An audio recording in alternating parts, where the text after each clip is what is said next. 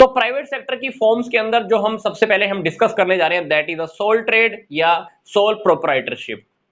ये चैप्टर हमने कंप्लीट बहुत अच्छे से स्टडी भी किया है। इस चैप्टर का लिंक मैंने आपको इसी वीडियो के डिस्क्रिप्शन बॉक्स में भी दिया हुआ है, पर फिर भी हम ये जान लेते हैं कि सोल प्रोप्राइटरशिप क्या होता है। सिंपल सी बात, इस प्रकार के बिजनेस में पैसा लगाने वाला पर्सन एक ही होता है। फॉर्मेशन इजी है, बिजनेस चलाना बहुत आसान है, रजिस्ट्रेशन तो करवाना ही नहीं होता। तो इस प्रकार के बिजनेस के अंदर कैपिटल लिमिटेड होती है, क्योंकि सारा पैसा बिजनेसमैन ने खुद लगाना है, खुद की ओनरशिप है, कंट्रोल भी खुद करना है, मैनेजमेंट भी खुद संभालनी है। तो डेफिनेटली बिजनेस का जो रिस्क होगा, रिस्क भी वो खुद ही सहन करता है। तो सोल प्रोप्राइटरशिप, जैसे कि आपको नाम से पता चल रहा है, सोल प्रोप्राइटरशिप मतलब बिजनेस करने वाला सिर्फ एक पर्सन। तो इस प्रकार के बिजनेस के अंदर डेफिनेटली हमें रजिस्ट्रेशन करवाने की जरूरत नहीं होती। लिमिटेड रिसोर्सेज होते हैं, कंट्रोल खुद का रहता है। जिस पर्सन ने पैसा लगाया है वही पर्सन मैनेजमेंट संभालेगा, कंट्रोल भी वही करेगा, रिस्क भी वही फेस करने वाला है। टॉपिक नंबर 2 हमारा है joint Hindu family business. Joint Hindu family business, इस टॉपिक का लिंक भी मैंने आपको इसी वीडियो के डिस्क्रिप्शन बॉक्स में दिया हुआ है, पर फिर भी हम जान लेते हैं कि ये है क्या। इस प्रकार के बिजनेस के अंदर जो फैमिली के मेंबर्स होते हैं वो एक ही परिवार के होते हैं। फैमिली के मेंबर्स मिलकर ही इस बिजनेस को चलाते हैं।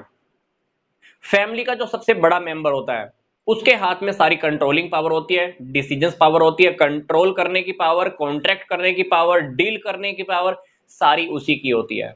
मतलब जो सबसे बड़ा मेंबर होगा उसको हम कर्ता बोलते हैं, तो कर्ता के हाथ में सारी पावर्स होती हैं, अनलिमिटेड लाइबिलिटी होती है। कर्ता को छोड़कर बाकी के जो भी मेंबर्स होते हैं उनकी लाइबिलिटी लिमिटेड होती है। मैं आपको फिर से रिपीट कर रहा हूं, कर्ता की लाइबिलिटी अनलिमिटेड, बाकी के मेंबर्स की लाइबिलिटी लिमिटेड होती है। कोई भी प्रॉफिट में हिस्से की डिमांड नहीं कर सकता कर्ता को छोड़कर। मतलब कर्ता को छोड़कर जितने भी मेंबर्स हैं प्रॉफिट में हिस्से की डिमांड नहीं कर सकते, पर कर्ता को छोड़कर बाकी के मेंबर चाहे वो एज में छोटे हैं या बड़े हैं, उनकी उम्र चाहे कितनी भी है, कभी भी प्रॉपर्टी के हिस्से डिवीजन की डिमांड कर सकते हैं। तो definitely joint Hindu family business Hindu family के ऊपर अप्लाई होता है। ये हिंदू फैमिली के मेंबर्स ही मिलकर एक बिजनेस चलाते हैं। मेन मुखिया जिसको हम कर्ता बोलते हैं, कर्ता की देख रेख में सारे काम होते हैं, कर्ता ही सारे डिसीजन लेता है, वो डिसीजन फैमिली के बाकी मेंबर्स को भी मान्य होते हैं। नेक्स्ट हमारा टॉपिक है पार्टनरशिप। पार्टनरशिप के टॉपिक को लेकर भी मैंने लिंक आपको इसी वीडियो के डिस्क्रिप्शन बॉक्स में दिया हुआ है। फिर भी हम जान लेते हैं कि पार्टनरशिप है क्या। पार्टनरशिप जिसमें कम से कम 2 व्यक्ति और मैक्सिमम 50 लोग होते हैं। पार्टनरशिप के ऊपर पार्टनरशिप एक्ट 1932 अप्लाई होता है। ज्वाइंट हिंदू फैमिली बिजनेस के ऊपर ज्वाइंट हिंदू फैमिली का एक लॉ है, हिंदू लॉ कह सकते हैं, वो अप्लाई होता है, जबकि पार्टनरशिप के ऊपर पार्टनरशिप एक्ट 1932 अप्लाई होता है।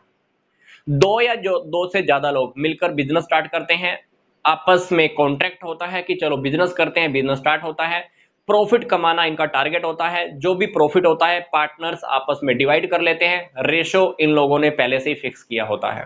तो पार्टनरशिप का जन्म कॉन्ट्रैक्ट से होता है, क्योंकि पार्टनर्स आपस में मिलकर कॉन्ट्रैक्ट करते हैं और डेफिनेटली बिजनेस शुरू हो जाता है। तो बिजनेस होना बहुत जरूरी है, बिजनेस इलीगल नहीं होना चाहिए, मतलब किसी इलीगल काम को करने के लिए बिजनेस नहीं कर सकते। प्रॉफिट कमाना टारगेट होना चाहिए, सभी पार्टनर्स को प्रॉफिट में हिस्सा मिलना बहुत जरूरी है।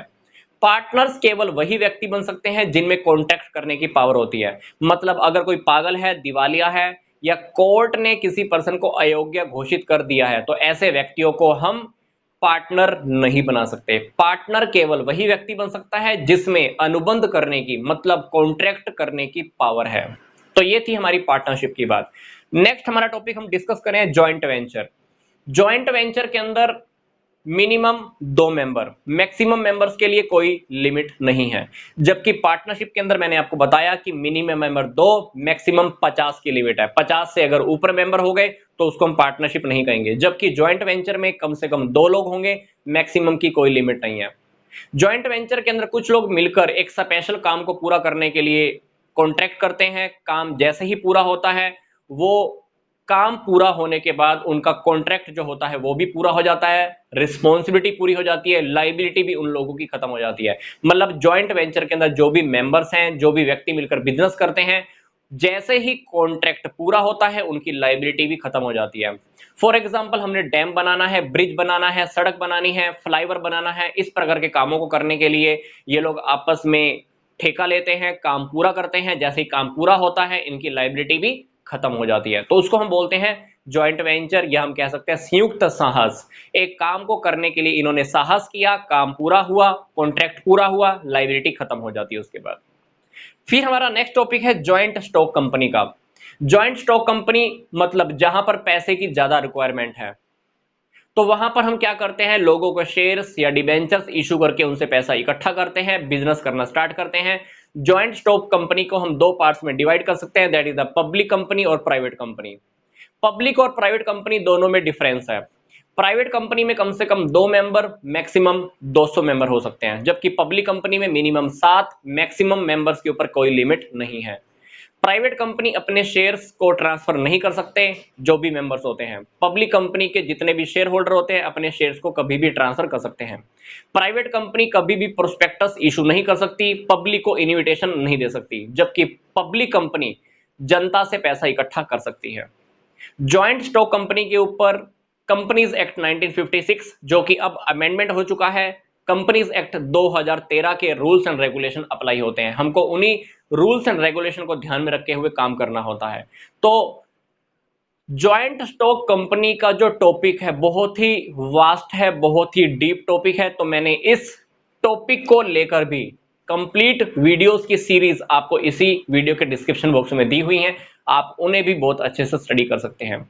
मेमोरेंडम ऑफ एसोसिएशन क्या होता है, आर्टिकल ऑफ एसोसिएशन क्या होता है, प्रोस्पेक्टस क्या है, statement in the लिeu of prospectus क्या है, हम कंपनी बनाने के लिए रजिस्ट्रेशन कैसे कराते हैं, क्या फॉर्मेलिटीज होती है, सारी बातें बहुत डीप है जो आप आसानी से समझ सकते हैं।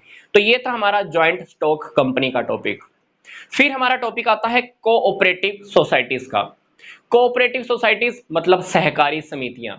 जैसा कि आपको नाम से पता चल रहा है, कोऑपरेटिव ऐसी सोसाइटी जो एक दूसरे को कोप अप करने के लिए है, एक दूसरे की हेल्प करने के लिए बनाई जाती हैं। क्योंकि कभी कभी कुछ लोग ऐसे होते हैं जो अकेले खुद की हेल्प नहीं कर सकते, तो ऐसे ऐसे कुछ लोग मिलकर एक सोसाइटी बना लेते हैं, जिससे उनका खुद का भी बेनिफिट होता है, कुछ और मेंबर्स का भी बेनिफिट होता ही है। जैसा कि हमने चैप्टर में भी स्टडी किया था, कंज्यूमर्स कोऑपरेटिव सोसाइटी। कुछ कंज्यूमर्स मिलकर बनाते हैं ताकि उनको प्रोडक्ट सस्ते रेट पर मिल जाए, जिसका बेनिफिट खुद को भी होगा, नॉन मेंबर्स को भी होगा। तो कोऑपरेटिव सोसाइटीज एक्ट भी अप्लाई होता है कोऑपरेटिव सोसाइटीज के ऊपर। 1912 एक एक्ट है, उसके अकॉर्डिंग ही हमको कोऑपरेटिव सोसाइटीज का रजिस्ट्रेशन कराना होता है, रूल्स एंड रेगुलेशन हमको फॉलो करने होते हैं।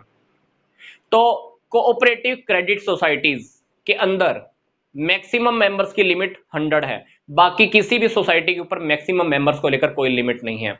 तो डेफिनेटली कोऑपरेटिव सोसाइटीज हैं क्या, ऐसी सोसाइटीज जो अपने मेंबर्स की हेल्प के लिए, एक दूसरे के भले के लिए, सोशल वेलफेयर के लिए खोली जाती हैं, बनाई जाती हैं।